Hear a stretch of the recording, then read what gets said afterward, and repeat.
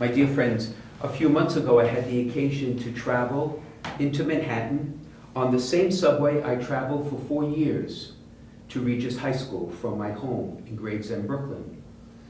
And for the ride and the crush and the people coming and going, I was filled with memories of those years.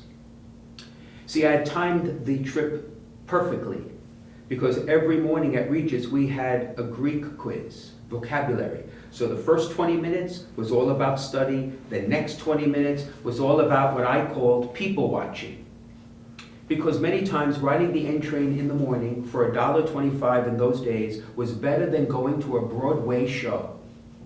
It was a spectacle. But when weeks became months and months became years, I also began to realize that there's a community that's formed on that subway in some strange way. Because stoic faces over time gave way to nods, even smiles. For it was the same people who got on the same subway stops every day. So there was some consolation in what I called people watching. Until my senior year in theology class. And my professor gave a fiery lecture about Christians standing up and making themselves known. I remember returning home on the same subway, and I asked myself the question, who are the Christians here? Could I tell who they were by how they acted, how they considered or behaved with one another? For there are certain people of faith where it's obvious because of distinctive dress or even distinctive diet. But for Christians, we very much are in the world. We have become members of the world. And perhaps that's a good thing, provided we do not become of the world. And that's precisely what the Lord speaks to us today. So the question is, how do you and I become members of a diverse society, but still remain faithful to who we are? Will they know we are Christians?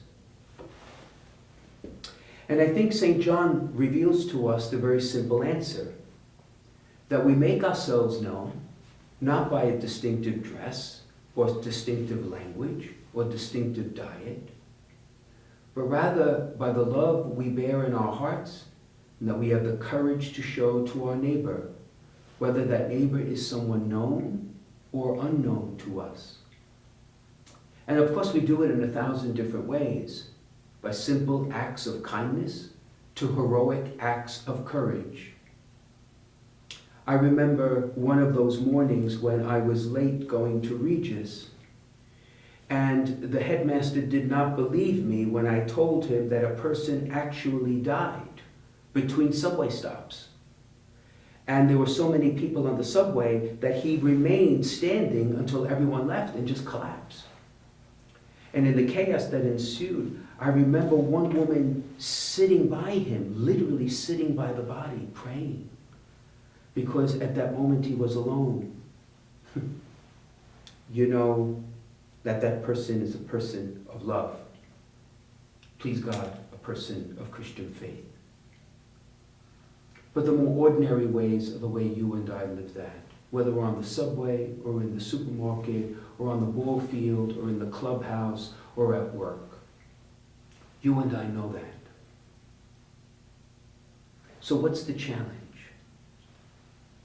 My dear friends, the challenge is that as we exit out of this pandemic, we are going to be sent back into the world, perhaps unfettered, unencumbered. And the immediate reaction is to go out and just get involved and get involved with parties and social events and see friends and go to the ball field. And those are all good things. But may I suggest at this juncture in our life, after this long 15-month winter we have endured together, that when we go back into the world, that we are conscious and intentional in making sure that what we bring into the world is a vibrant, authentic Christian witness of love. that is powered by the prayer you and I have been offering as we enter the upper room, my invitation a few months ago for all of us, to be able to share purposefully, intentionally, and joyfully the liberating, forgiving power of Christ's love on the cross. To be able to welcome people by name, by hand, intentionally back home to church. And to enter into their homes when we are invited so that we might be a reassuring, merciful, uniting presence in their lives.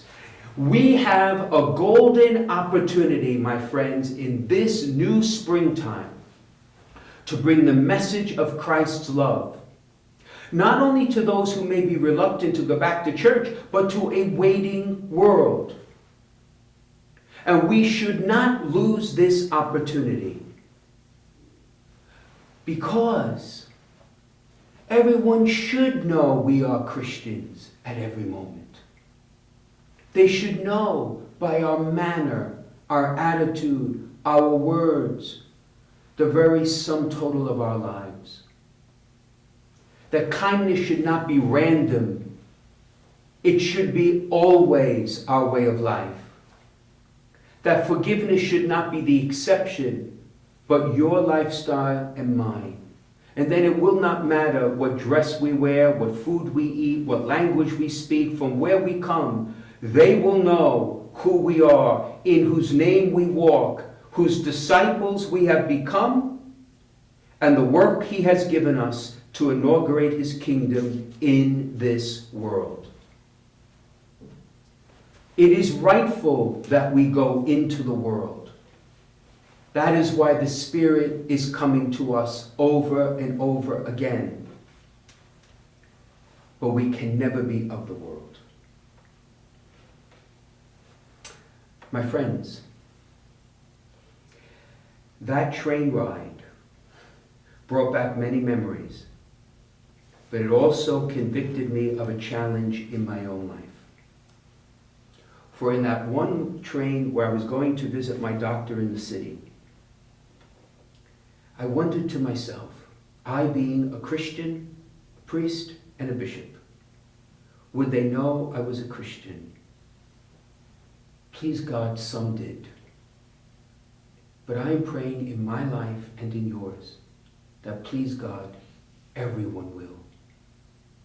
For if the world needed Christians to be in it and not of it, the world needs us now.